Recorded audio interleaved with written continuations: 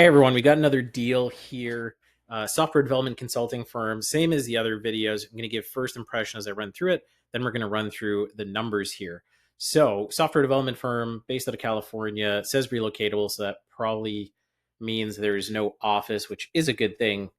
These firms being remote means you can really offshore some of the core parts of the team that are typically expensive. Transworld basically tells me all I need to know in terms of multiple. Usually it's going to be top tier. 4.25 asking, 1.3 in SDE. Not a horrible ratio. We'll run through the numbers in a second here using our new calculator. But this is probably beyond, like, likely we're going to have to discount this quite heavily for real cash flow. Might even be beyond what our calculator can do. Established 2015, so about 10 years in business, not bad. Fact they actually check seller financing available, kind of interesting, but they're probably thinking it's going to be like 10% or something tiny. Software development consulting firm specializing in medical devices, first responder applications. So multiple may not be unjustified simply because anything healthcare is on the rise right now. Crazy multiples in any of those spaces. One of our future videos is going to be on a home care agency, and you'll be able to see from that the multiples are definitely high.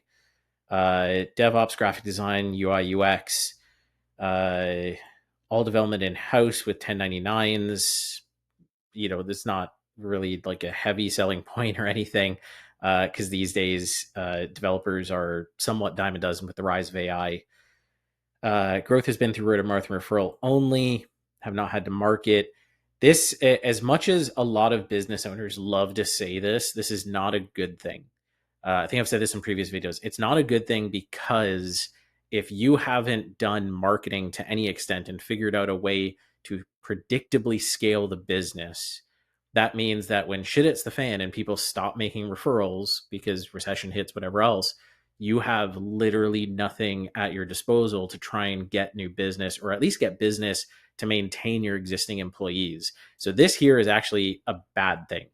This is, I mean, kind of calling out some really bad case scenario. For some folks, they're going to look at this and say, yep, there's juice to squeeze.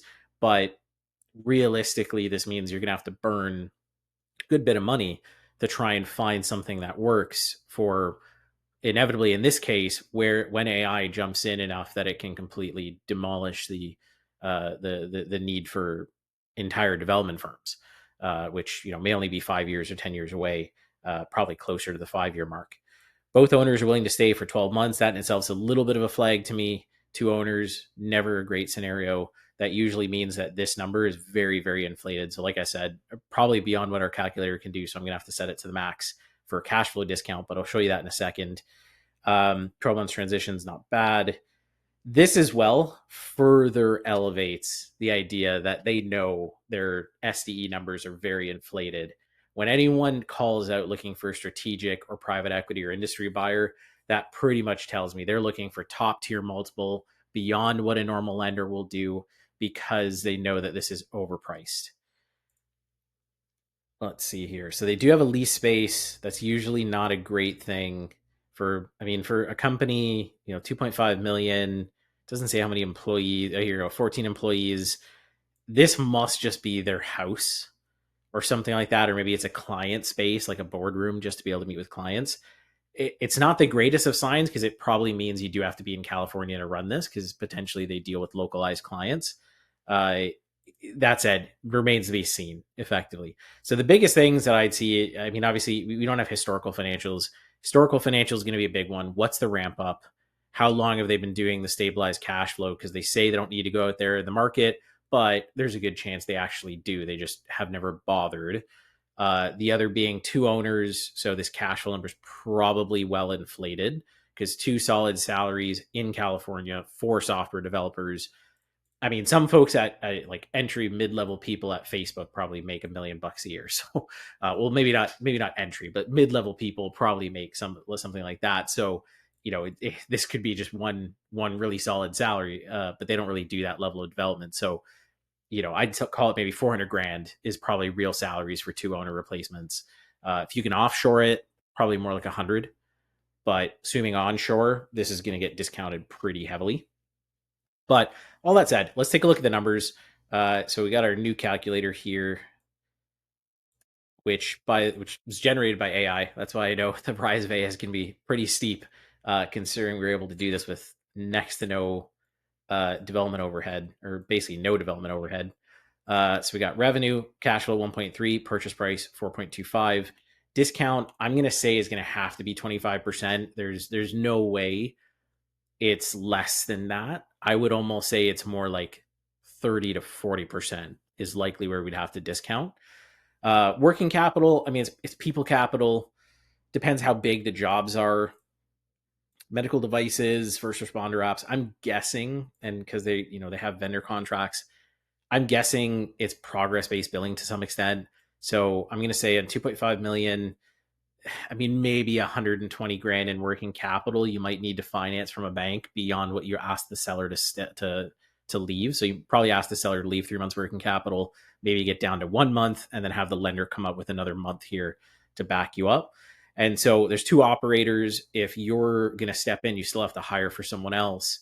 I'm going to assume you can hire someone mid-level offshore or senior level offshore. So and you know what? Let's just assume you're not even going to step in because maybe you don't have a development background. We'll call it like 160, so two $80,000 offshore folks. This is a bit aggressive. It's probably more like 120, but let's over assume than under assume. And then if you didn't want to put 5% down, because the new SBA standard, you have to put 5% into the deal. The other 5% of the 10% thereafter can come from seller finance. Let's assume that you're also not going to come up with the 5%, and I'll show you with and without. So if you're not going to come up with the 5%, this is just going to use our investor standard, basically at 2 times return over a few years. We'll hit calculate here. And so what do we got? So assuming you can get a 10% seller note, so $425,000, probably what they've set expectation on. Let me zoom in here. Might be a little bit easier. Probably what they've already made expectation on.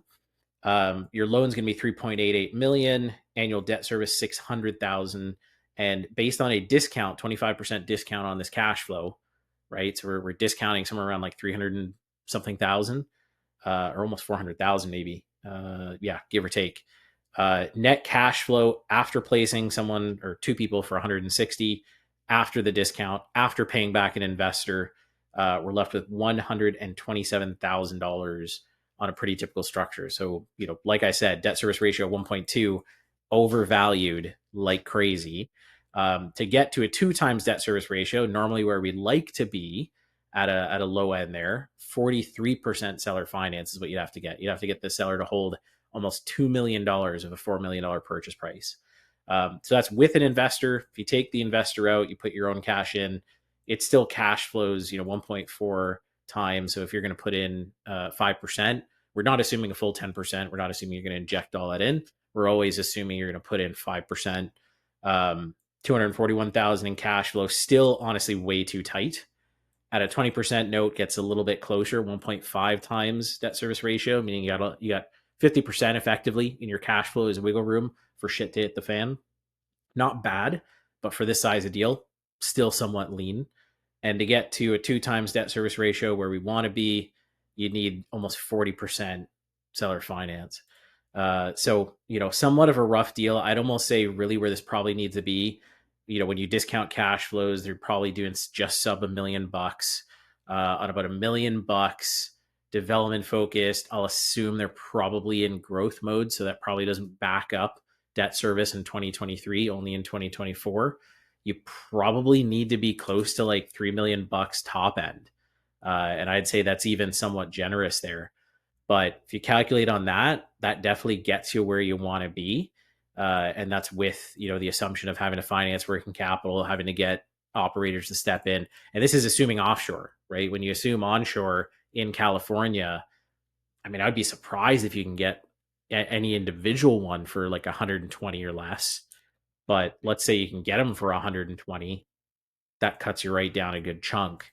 But I mean, overall, it's an interesting deal for sure. Having tech in the healthcare space, always an interesting thing. Multiples obviously go up as a result of it, but this would be a pretty interesting deal to take a look at.